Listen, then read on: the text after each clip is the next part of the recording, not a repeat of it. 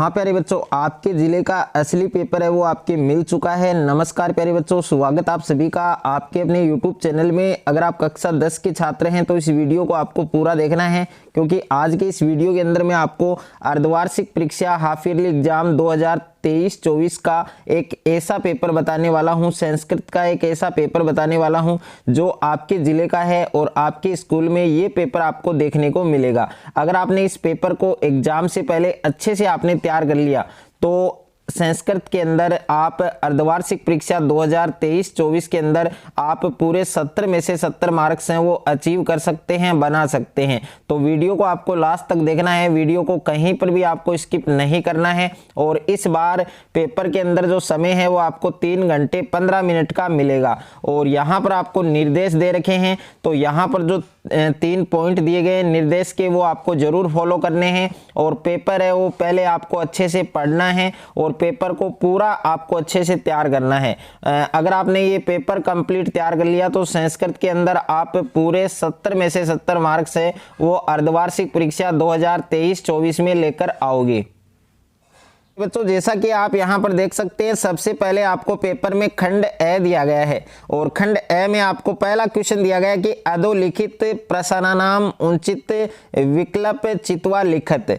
तो इसमें देखिए ये आपके मल्टीपल चॉइस क्वेश्चन है, ऑप्शन वाले प्रश्न है। तो इसमें आपको सही ऑप्शन है वो करेक्ट करना है, सही ऑप्शन आपको बताना है। तो यहाँ पर आपको दिया गया पहला प्रश्न आप देख सकते हैं, शिशु लालनम इति पाठे कुत संकलित। तो इसमें आपको देखिए 4 ऑप्शन दे रखे हैं, तो इसमें आपके कौन सा ऑप्शन सही होगा वो आपको बताना है। इसी प्रकार से दूसरा प्रश्न आपको बताना है कि लव कुशो गुरु नामे किम आसित। तो इसमें 4 ऑप्शन दिए गए हैं, वाल्मीकि और विश्वामित्र, वशिष्ठ और जनक। तो इसमें कौन सा ऑप्शन आपका सही होगा वो आपको बताना है।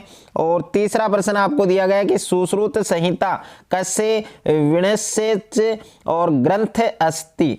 तो इसमें भी 4 ऑप्शन दिए गए हैं, विज्ञान से और आयुर्वेद से और ज्योतिष से और साहित्य से। तो इसमें कौन सा ऑप्शन आपका सही होगा वो आपको बताना है।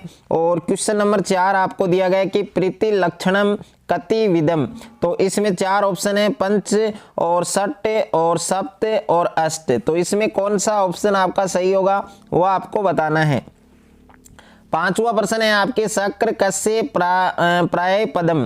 तो इसमें 4 ऑप्शन है, काकस्य और इंद्रस्य और वृषभस्य और कृषकस्य। तो इसमें कौन सा ऑप्शन आपका सही होगा वो आपको लिखना है।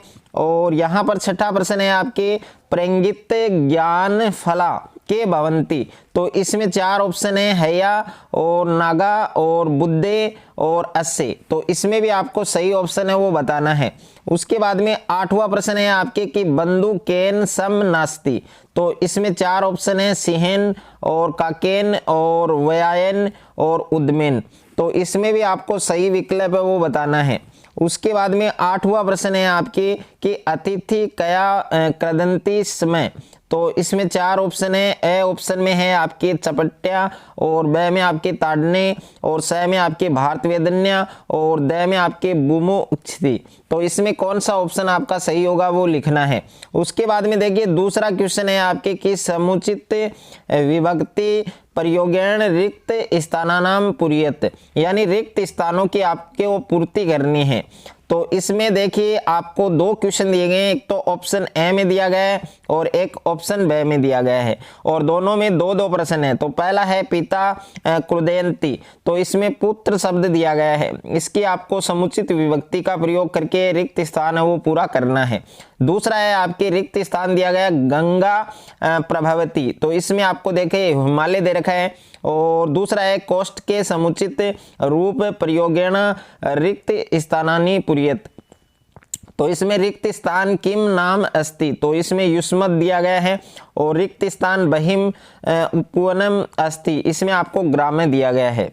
तो इसमें रिक्त स्थानों को पूरा करना है।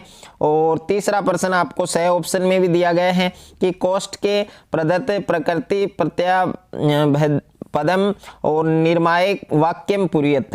तो इसमें दिया गया देखिए पहला है आपके सा, उसके बाद में रिक्त स्थान निर्धन मातुम सुता आसित। इसमें बालक प्लस टाप दिया गया है। और दूसरा है जीवने परिश्रम से और भवती, इसमें है महत्व प्लस तवय।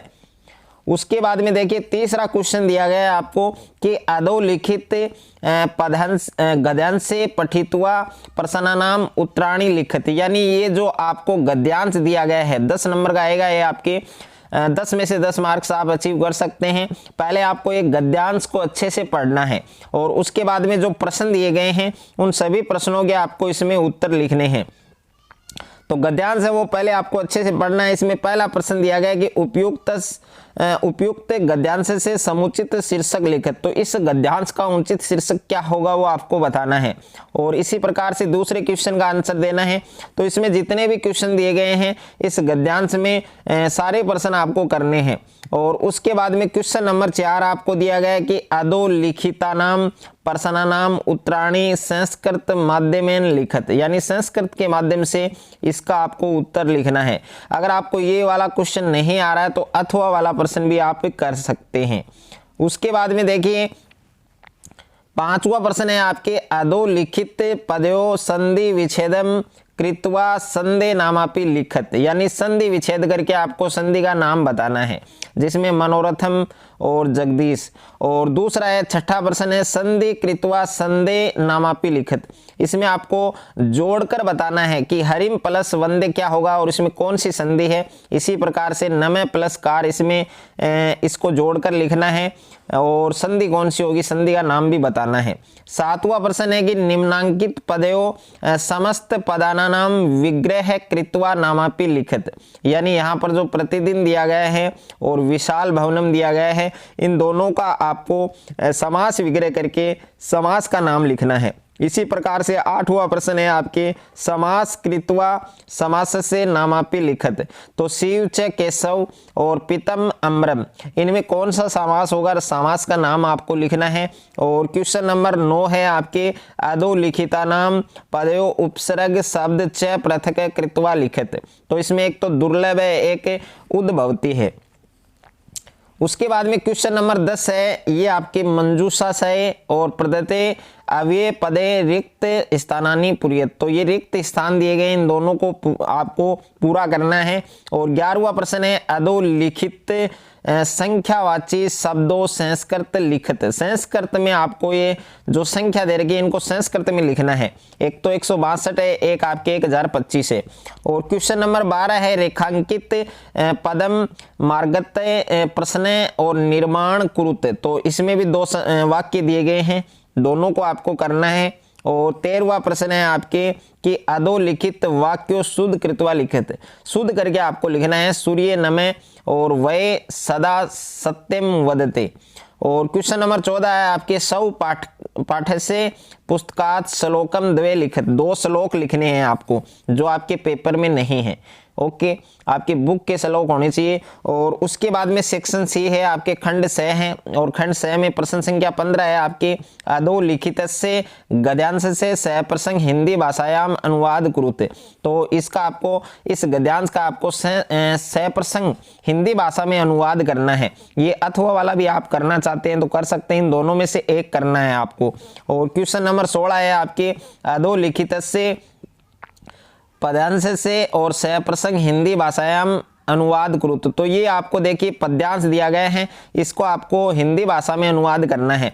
अगर आपको ये ऊपर वाला नहीं आ रहा है तो आप ये नीचे अथवा में जो दिया गया है वो भी आप कर सकते हैं। और क्वेश्चन नंबर 17 है अधोलिखित से नाट्य से सह प्रसंग हिंदी भाषायाम अनुवाद करते, तो इसका आपको हिंदी भाषा के अंदर अनुवाद करके इसका लिखना है। और अथवा वाला भी अगर आप करना चाहते हैं तो कर सकते हैं, इन दोनों में से एक आपको करना है।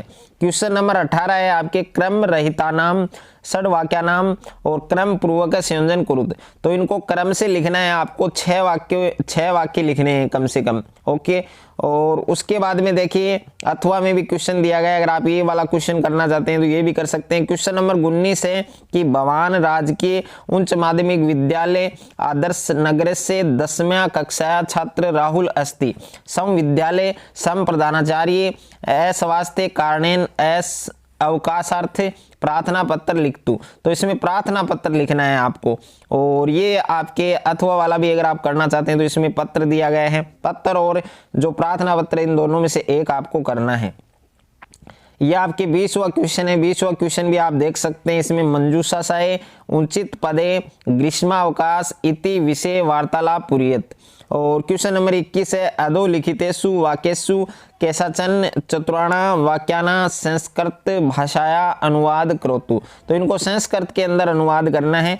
इसमें आपको जितने भी वाक्य दिए गए हैं 4 वाक्यों को संस्कृत में अनुवाद करना है। कोई भी 4 वाक्यों को संस्कृत में आप अनुवाद कर सकते हैं। इसमें आपको 5 वाक्य दिए गए हैं, आपको केवल 4 वाक्यों को संस्कृत में अनुवाद करना है। तो ये पूरा पेपर प्यारे बच्चों संस्कृत का मैंने दिया है। अच्छे से अगर आपने तैयार कर लिया तो अर्धवार्षिक परीक्षा 2023-24 में संस्कृत में आप पूरे 70 में से 70 मार्क्स हैं वो ला सकते हैं। और जिन बच्चों ने अभी तक टेलीग्राम चैनल और व्हाट्सएप चैनल को ज्वाइन नहीं किया है, फॉलो नहीं किया है, तो उसको भी आप फॉलो कर सकते हैं। लिंक अब आपको डिस्क्रिप्शन में मिल जाएगा।